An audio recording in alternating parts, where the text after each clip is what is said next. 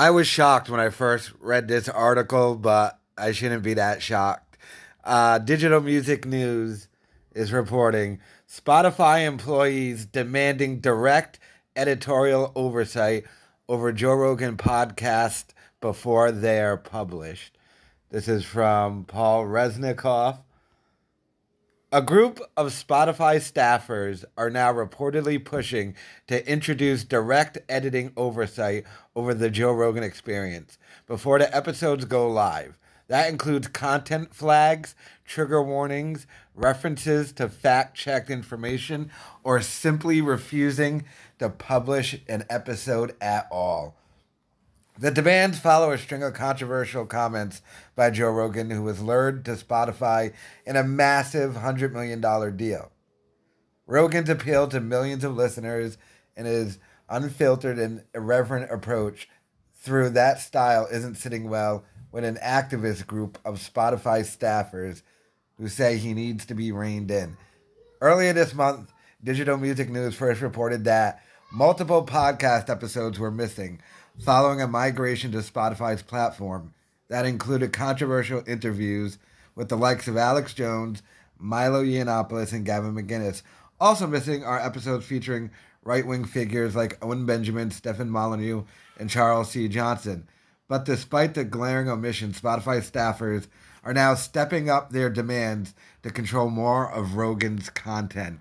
Vice first reported that Spotify employees have conducted more than 10 meetings to discuss possible changes. Those discussions included proposals for the outright removal of additional podcast episodes. So they get into a bunch of particular podcasts, but just overall, at the end of this article, it says that this move, the way Joe Rogan explained his contract, this kind of gives him an out. Because he just signed a licensing deal. Spotify, if they cave to these demands, and they probably will, remember they have deals with the Obamas and everything. And like, you think they're going to let Alex Jones? But if Joe Rogan might have a way to get out of this because they can't edit his podcast.